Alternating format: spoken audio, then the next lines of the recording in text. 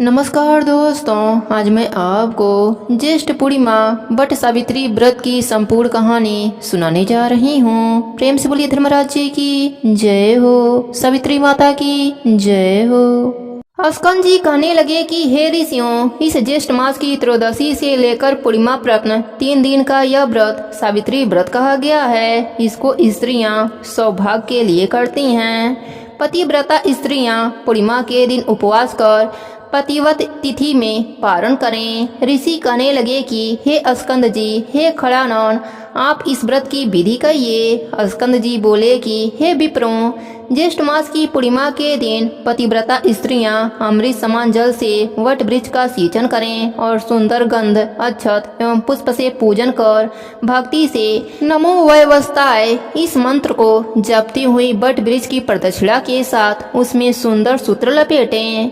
इस व्रत को समाहित चित्त से 1 वर्ष प्रयत्न करें तथा रात्रि में भोजन करें और वर्ष के प्रत्येक पक्ष में वट वृक्ष का पूजन करें। पुनः ज्येष्ठ मास आने पर द्वादशी के दिन सूक्ष्म भोजन करें और त्रयोदशी के दिन प्रातः दातुन आदि करके नियम ग्रहण करें कि हे जगदात्री, आज से लेकर मैं 3 रात्रि प्रयत्न लगन करूंगी और चौथे दिन चंद्रमा को अर्घ्य देकर उस सती सावित्री का पूजन करूंगी। यथाशक्ति ब्राह्मणों को भोजन कराकर भोजन कराऊंगी। हे सुबह, मेरे व्रत को पूर्ण करो, किसी प्रकार विघ्न उत्पन्न न हो। पश्चात सप्तधान्य से पूरित वंश पात्र को कलश पर स्थापित करें और उसे वंश पात्र पर वस्त्र सहित प्रतिमा रखें। सूअर की प्रतिमा ब्रह्मा और सावित्री की तथा धर्मराज जी की प्रतिमा बनाकर पूजन करें।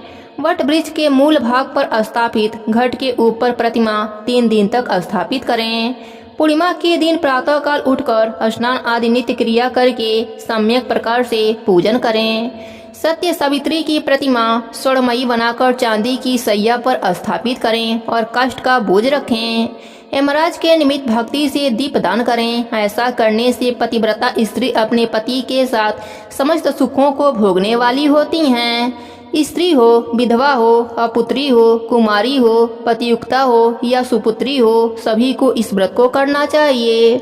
अर्ध का मंत्र, हे ओमकार पूर्वके, हे देवी बीड़ा पुस्तक धारणी, हे पतिव्रते, हे महाभागे, हे वंदी जाए, हे सूचि स्मृत, हे ढीढ़मते, आपको नमस्कार है।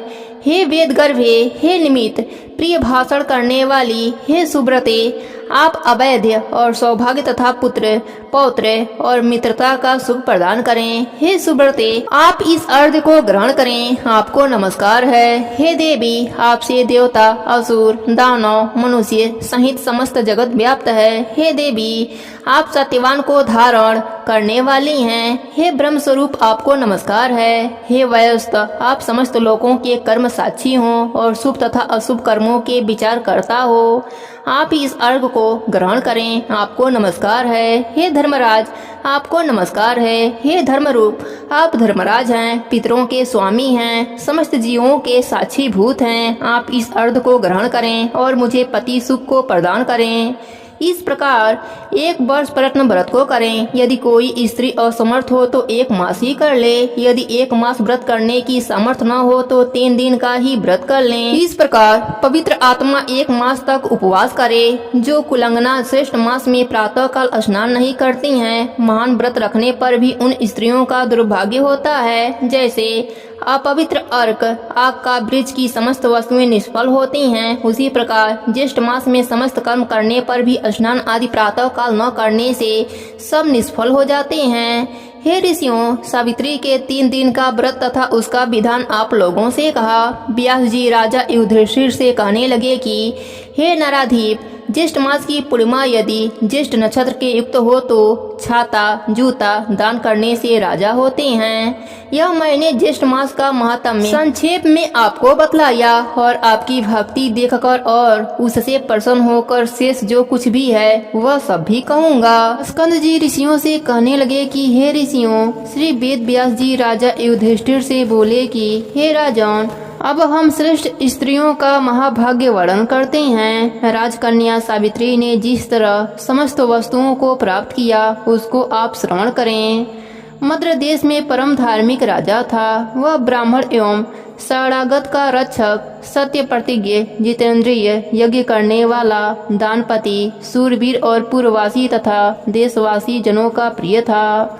समस्त प्राणियों के हित में रत पृथ्वीश्वर अश्वपति नाम से विख्यात था। राजा अश्वपति क्षमाशील, सत्यवक्ता, जितेंद्रिय और संतानहीन था।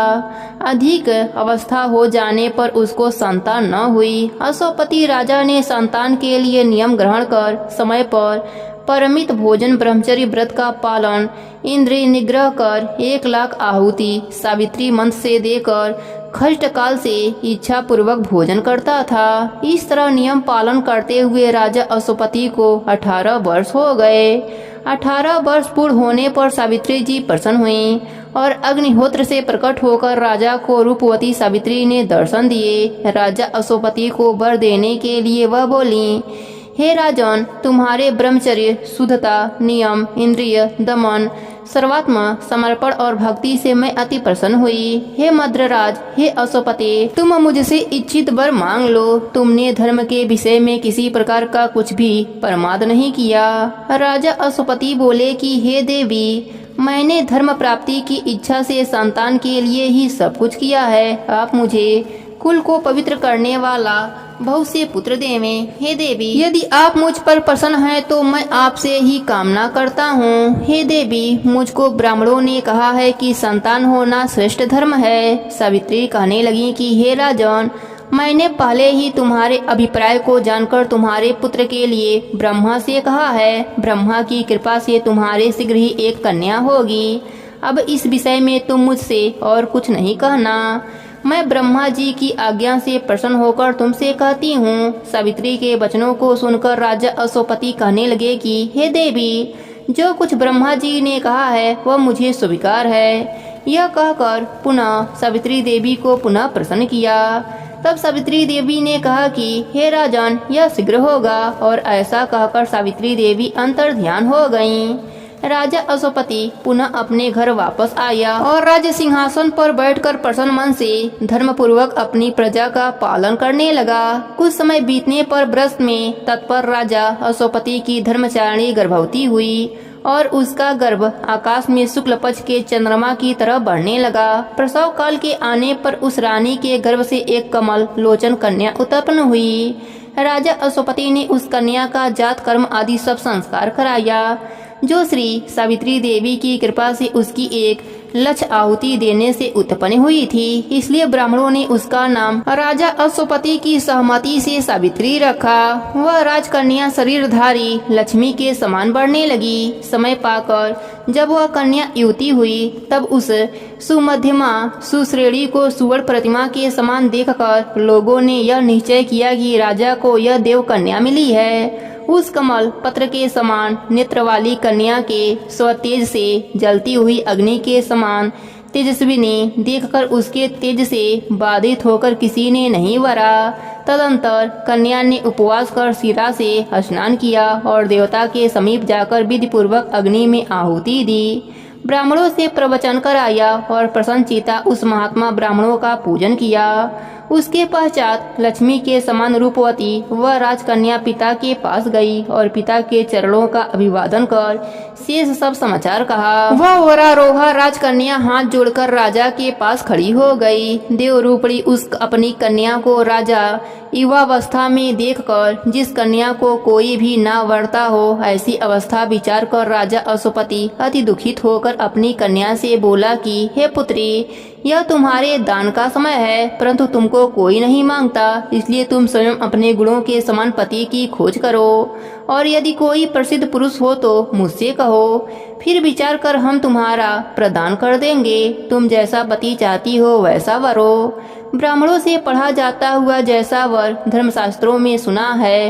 हे कल्याणी, मेरे वचनों को सुनकर वैसा ही तुम करो। समय पर विवाह न करने पर कन्या पिता से कहे कि मेरा विवाह कर दीजिए और पति से कुछ कहना हो तो नम्रता पूर्वक कहो, तथा पति से न रहने पर और माता से आरक्षित होने पर पुत्र से कहे। यह सब बात समझकर तुम पति की खोज करो, जिससे हम देवताओं की निगाह में निंदनीय न हो जाएं। स्कंद जी कहने लगे कि हे ऋषियों, इस प्रकार राजा अश्वपति ने अपनी कन्या और राजमंत्रियों से प्रिय वचन कहे।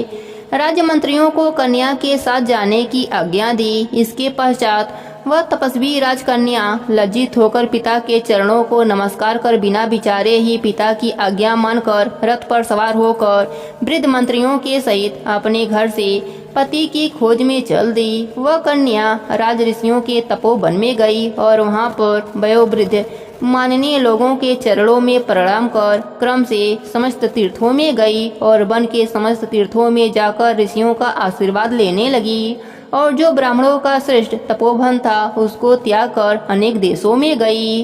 स्कंद जी कहने लगे कि हे ऋषियों, व्यास जी राजा युधिष्ठिर से बोले कि हे भारत, इसके पश्चात मद्रराज अश्वपति और नारद ऋषि का समागम हुआ।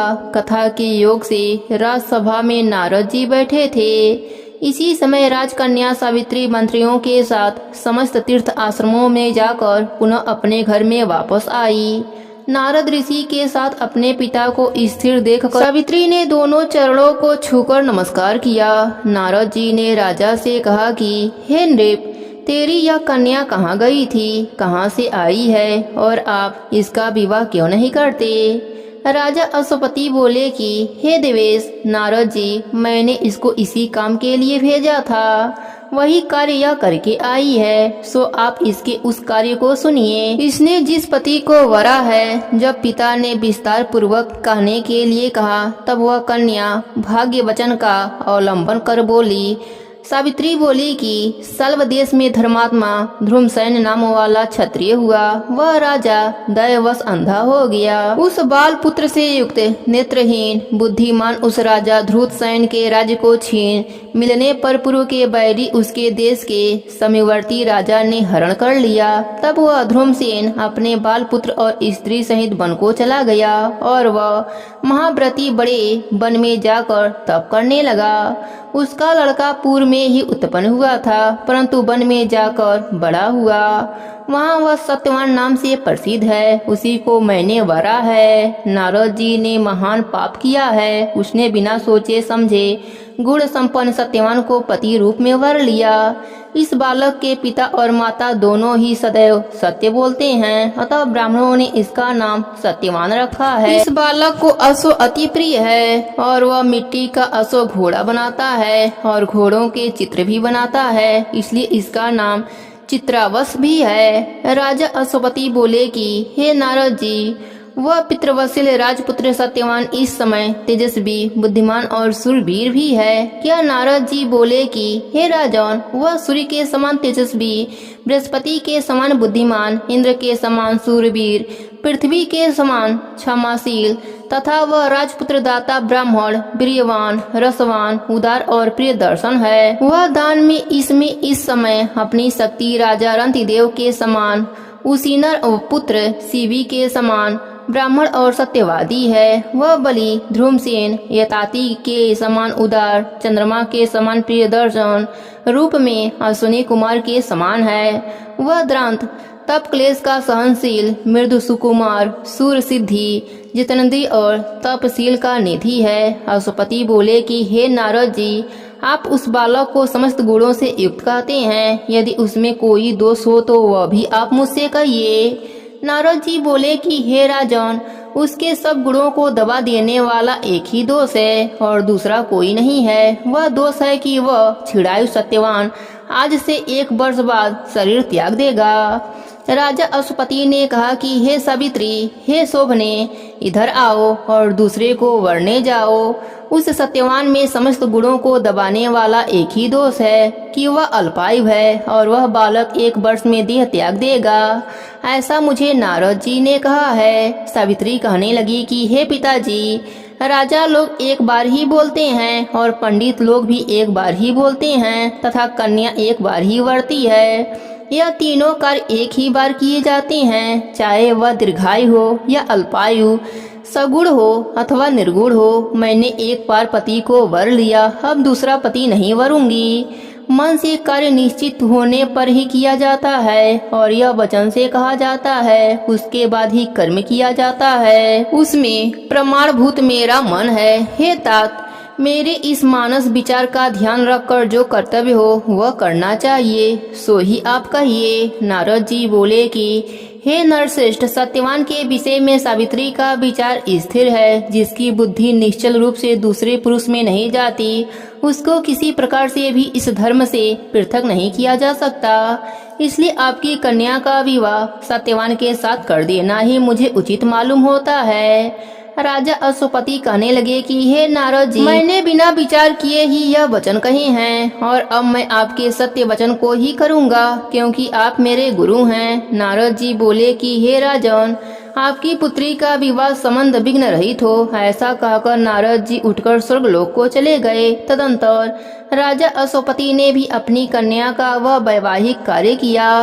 स्कंद जी बोले कि हे ऋषियों, नारद जी के चले जाने पर सवृद्ध, द्विज, ऋषित्व, पुरोहित वर्ग को बुलाकर पुण्यतिथि में राजा अश्वपति ने राजा ध्रुमसेन के आश्रम में जाने के लिए यात्रा करी। हे नृप, राजा अश्वपति ने राजा ध्रुमसेन के आश्रम मेघालय में जाकर साल वृक्ष के सहारे बैठे हुए महात्मा ध्रुमसेन को देखा। कुशा के आसन पर स्थित हीन राजा को देखकर अश्वपति ने राशि ध्रुमसेन का यथाविधि पूजन किया और नियमित वचनों से अपना कर्तव्य निवेदन किया और कुशासन बैठने के लिए दिया। जो कुछ उनका विचार सत्यवान के विषय में था सब कुछ कह दिया और अपना अभिप्राय भी कह दिया और कहने लगे कि राशि मेरी शोभना कन्या सावित्री नाम की है। हे धर्मज्ञ, आप उसको अपनी पुत्र वधू के रूप में ग्रहण करें। राजा ध्रुमसेन बोले कि हे राजन, हम लोग राज्य से च्युत हैं और वनवास का आश्रय लेकर तपस्वियों के जैसा अपना जीवन व्यतीत कर रहे हैं। इस वनवास के आश्रम में रहने के अयोग्य आपकी कन्या इस शीत को किस प्रकार सहन कर सकेगी।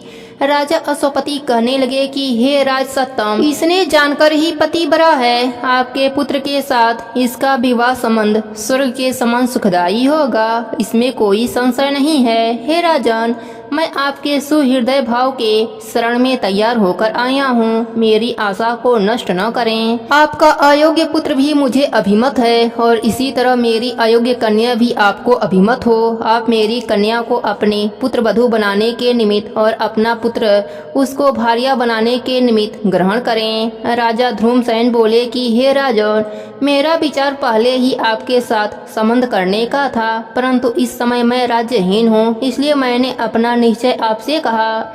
इसके पश्चात दोनों राजाओं ने आश्रमवासी सभी द्विजों को एकत्रित करके विधि पूर्वक विवाह संस्कार कर दिया। राजा अश्वपति वर की योग्य कन्या का सामग्री सहित दान करके परम हर्ष के साथ अपने घर को वापस आया। सत्यवान सर्वगुण संपन्न उस भार्या को पाकर अति प्रसन्न हुआ तथा सावित्री भी इच्छित भर्ता को प्राप्त कर अत्यंत प्रसन्न हुई और पिता के चले जाने पर संपूर्ण आभूषणों को उतारकर वल्कल के भूषण और कायस वस्त्रों को धारण कर लिया। सावित्री ने अपनी सेवा, गुण, नम्रता, शील और समस्त गृह कार्यों में सेवा करके सबको प्रसन्न किया।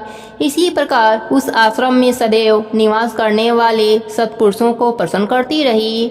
राशि सत्यवान भी ऐसा पतिव्रता स्त्री को पाकर अत्यंत प्रसन्न हुआ, परंतु सावित्री के मन में शयन, गमन आदि सभी समय में दिन रात देव ऋषि नारद की बात बनी रहती थी। परंतु वे दोनों ही उस वन के लिए एक भाग में इंद्राणी के सहित इंद्र के समान आनंद करते थे।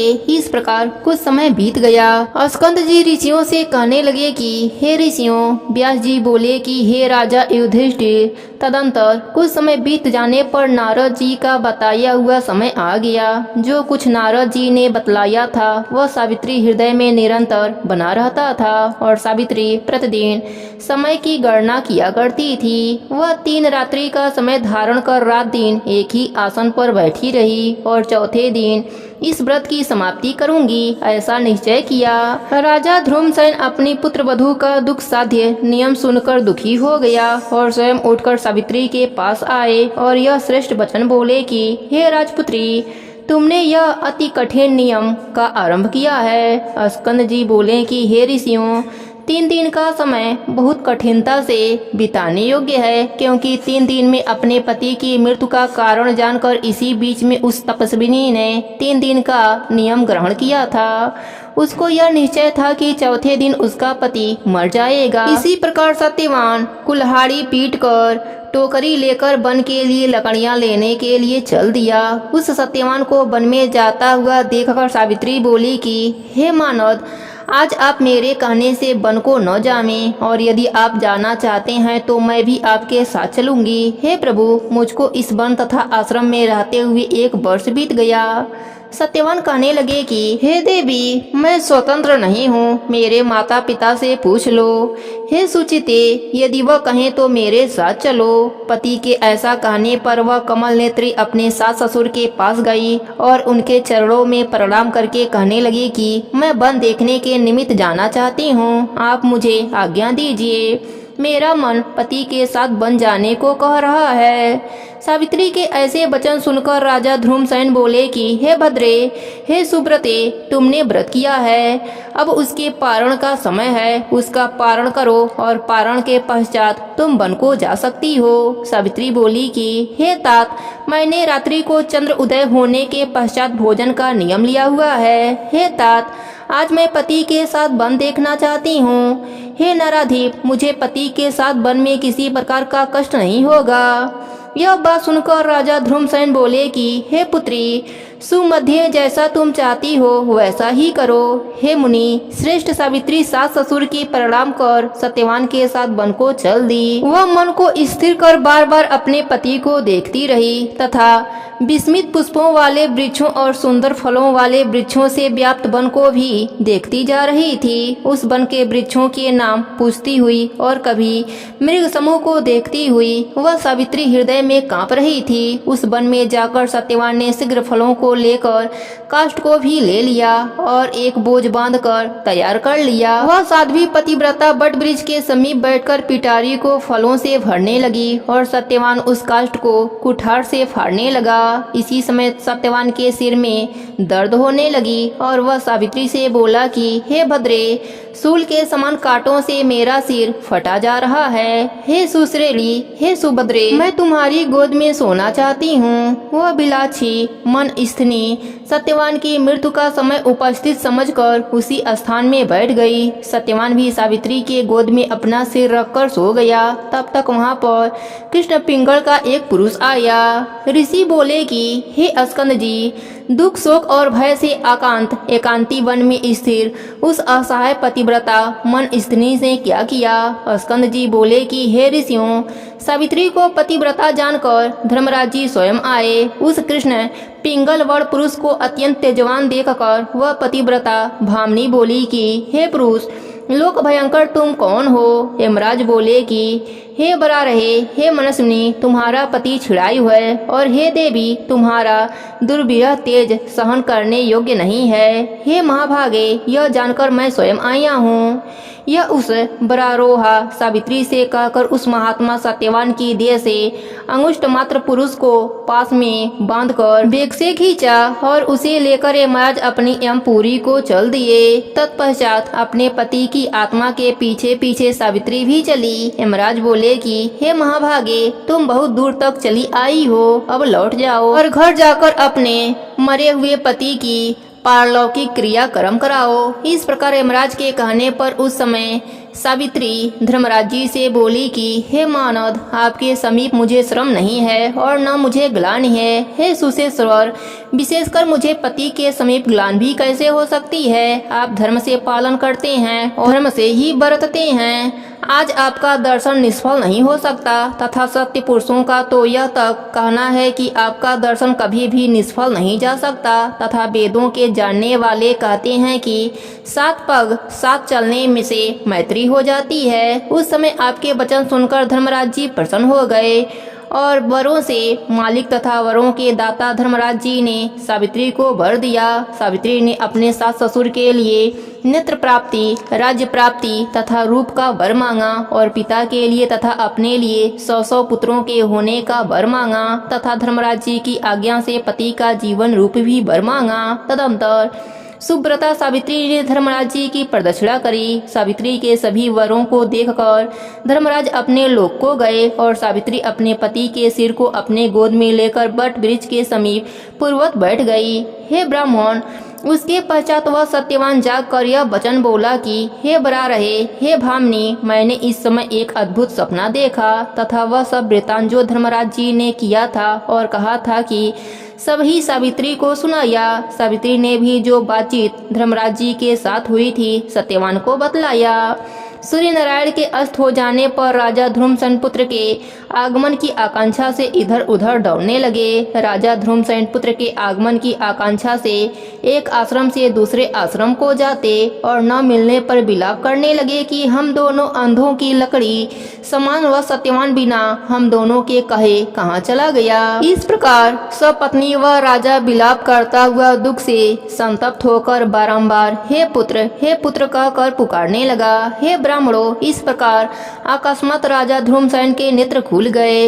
यह परम आश्चर्य देखकर आश्रमवासी तपस्वियों ने शांति पूर्वक वचन कहे कि हे महाराज, हे महामते, इस नेत्रों के खुलने से यह सूचित होता है कि आपका पुत्र के साथ संयोग अवश्य होगा। स्कंद जी कहने लगे कि हे ब्राह्मणों, जब तक तपस्वी लोग यह बात कर ही रहे थे कि उसी समय सत्यवान ने समस्त द्विजों को नमस्कार कर माता पिता को नमस्कार किया। तदंतर वह कमलेच्छा सावित्री ने आकर सास ससुर के चरणों में नमस्कार किया। मुनि लोग कहने लगे कि हे सावित्री, तुम वृद्ध ससुर के नेत्र प्राप्ति का कारण जानती हो क्या? सावित्री बोली कि हे मुनि श्रेष्ठ, मैं नेत्र प्राप्ति का कारण कुछ नहीं जानती, किंतु मेरे पति बहुत देर तक सोते रहे, इस कारण देर हो गई। सत्यवान कहने लगा कि हे ब्राह्मणों, इस सावित्री के प्रभाव से यह सब कुछ हुआ, इसका और कोई कारण मैं नहीं जानता। यह सब कुछ सावित्री के तप का ही फल है। मैं तो इस समय सावित्री के व्रत का ही प्रभाव देख रहा हूँ। स्कंद जी कहने लगे कि इस प्रकार सत्यवान के साथ बात हो ही रही थी कि इतने में राजा ध्रुमसेन के पूर्ववासी लोगों ने आकर कहा कि हे राजन, तुम्हारा शत्रु राजा मारा गया। जिस क्रूर मंत्री के द्वारा आपका राज्य हरण कर लिया गया था वह मंत्री भी मारा गया। अतः यह सब पूर्ववासी आपके पास आए हैं। हे राज सादुल, हे प्रभु, आप उठिए और अपने राज्य का पालन पोषण कीजिए। हे राजन, आप मंत्री और पुरोहित के द्वारा राज्य आसन पर अभिषिक्त हों। स्कंद जी बोले कि हे विप्रों, वह राजश्रेष्ठ पुरोहित के साथ अपने पूर्व में जाकर अपने पितरों का राज्य प्राप्त किया। सावित्री और सत्यवान दोनों परम आनंद के भागी हुए। उनके बहुत शक्तिशाली 100 पुत्र उत्पन्न हुए तथा व्रत के प्रभाव से सावित्री के पिता अश्वपति के भी धर्मराज जी की कृपा से 100 पुत्र हुए। हे विप्रों, यह उत्तम व्रत महात्म्य आप लोगों से मैंने कहा। यह व्रत के प्रभाव से छिड़ायु सावित्री का पति जीवित हो गया। अतः यह व्रत सब स्त्रियों को करना चाहिए। यह व्रत पति सौभाग्य का फलदाता है। प्रेम से बोलिए धर्मराज जी की जय हो, सावित्री माता की जय हो, ज्येष्ठ मास की जय हो।